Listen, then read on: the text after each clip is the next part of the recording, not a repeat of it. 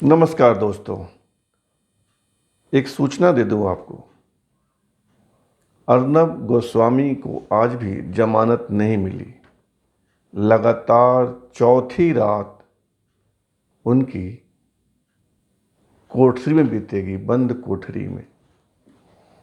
High court में आज सुनवाई हुई और कोर्ट ने फैसला रिजर्व रख लिया। कल रविवार है, रविवार को तो फैसला होगा नहीं। अब सोमवार को क्या होता है उसका इंतजार कीजिए। चलिए अब बिहार चलते हैं। बिहार में तीसरे और अंतिम चरण का मतदान हो गया है। अब सवाल है कि मुख्यमंत्री कौन बनेगा, सत्ता की कुर्सी किसे मिलेगी, सत्ता की मलाई कौन चखेगा।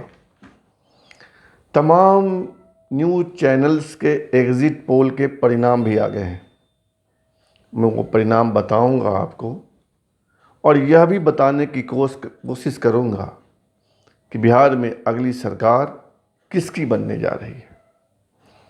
पहले सुनिए दैनिक भास्कर अखबार का एग्जिट पोल। दैनिक भास्कर बताता है कि एनडीए को बिहार में 120 से 127 सीटें आएंगी। सरकार बनाने के लिए कम से कम 122 सीटें चाहिए। और दैनिक भास्कर कह रहा है कि एनडीए को 120 से 127 सीटें मिलेंगी, यानी बिहार में पुनः नीतीश कुमार मुख्यमंत्री हो सकते हैं। ऐसा दैनिक भास्कर अखबार का आकलन है। दैनिक भास्कर के अनुसार महागठबंधन यानी कांग्रेस, आरजेडी और वामपंथी दलों के गठबंधन को 71 से 81 सीटें मिलेगी, 71 to 81। लोजपा को 12 से 23 सीटें मिलेंगी और अन्य को 19 से 27। अगर देश के बहुत बड़े अखबार समूह दैनिक भास्कर की बात करें तो बिहार में नीतीश कुमार फिर से मुख्यमंत्री बनते दिख रहे हैं। लेकिन जो न्यूज़ चैनल्स हैं उनके परिणाम, उनके एग्जिट पोल के परिणाम दैनिक भास्कर से मेल नहीं खा रहे हैं। कैसे, बताता हूँ।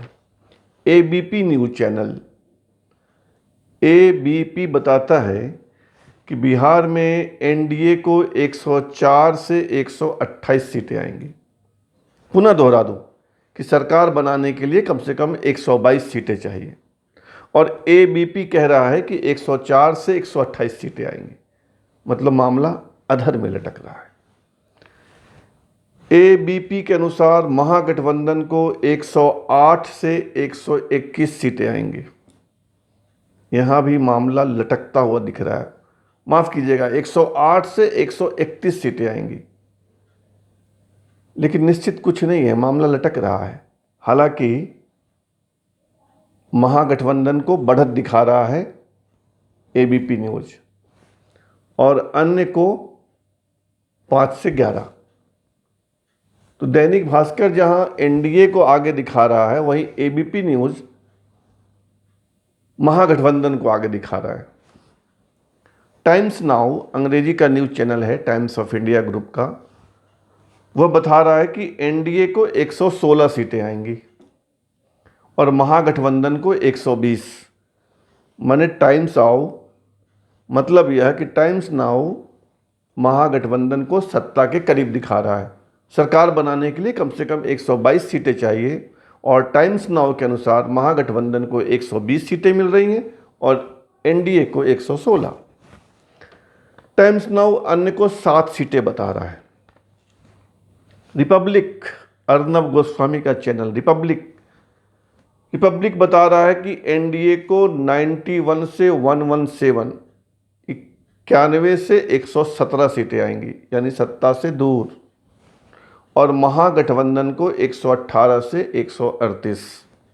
यहाँ भी मामला अधर में लटका हुआ है और अन्य को 8 से 14।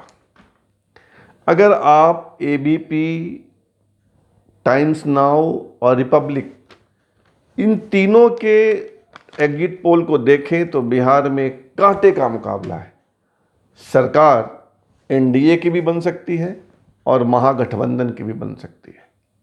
यानी मुख्यमंत्री नीतीश कुमार भी हो सकते हैं और मुख्यमंत्री तेजस्वी यादव भी हो सकते हैं। लेकिन अगर दैनिक भास्कर की माने तो क्लियर कट बिहार में एनडीए की सरकार बन रही है और मुख्यमंत्री नीतीश कुमार। लेकिन मैं आपको कुछ दूसरी बातें करना चाहूँगा आपसे। मेरा क्या आकलन है, बिहार की थोड़ी समझ मुझे भी है। बिहार में दो चीज़ें थी, या तो एनडीए का सवाल था कि महागठबंधन की सरकार आई तो जंगल राज होगा, वो एक भय दिखा रहे थे। और तेजस्वी ने क्या किया, तेजस्वी ने रोजगार का सवाल उठाया कि अगर हमारी सरकार बनी तो पहली कैबिनेट में 10 लाख युवाओं को नौकरी देंगे। ये पॉजिटिव कैंपेन चला रहे थे, सकारात्मक कैंपेन, और एनडीए के लोग नकारात्मक कैंपेन कि अगर महागठबंधन की सरकार बन गई तो जंगल राज आ जाएगा। लेकिन सवाल दो और हैं। तेजस्वी के लिए दो सवाल है कि क्या उनकी सभाओं में जो भीड़ उमड़ रही थी वो वोट में बदलेगी, और दूसरा जो रोजगार का सवाल उठाया है उन्होंने, क्या इस सवाल से जाति की दीवार टूटेगी। ये दो चुनौती तेजस्वी के पास है और एनडीए के पास एक तेजस्वी, एनडीए के पास एक चुनौती है कि नीतीश कुमार और जदयू के खिलाफ बिहार में एक जबरदस्त एंटी इनकम्बेंसी दिख रहा था, यानी 15 साल तक लगातार सत्ता में रहने का खामियाजा। तो एनडीए के सामने चुनौती है कि क्या वो एंटी इनकम्बेंसी को रोक पाएं या उससे होने वाले नुकसान को कम कर पाएं। चुनाव परिणाम इसी पर निर्भर करेगा। बीजेपी की टैली बढ़ेगी, लोजपा की टैली बढ़ेगी। लोजपा के पास 2 सीटें हैं, वो 3-4 होगा, आगे बढ़ेगा, आगे और ज़्यादा भी हो सकता है। बीजेपी के पास 54 सीटें हैं, वो टैली आगे ही जाना है, 54 से 55 हो जाए, 56 हो जाए, 58 हो जाए। सवाल जदयू का है कि वे 69 से कितना नीचे आते हैं, ऊपर तो उनको नहीं जाना है। अगर वो 50, 55, 60 पे टिक गए तो सरकार बन जाएगी एनडीए की। अगर वो 40, 35, 30, 25 पे आ गए तो गया काम से, तब तेजस्वी का मामला होगा। लेकिन तेजस्वी के सामने भी एक बड़ी चुनौती है।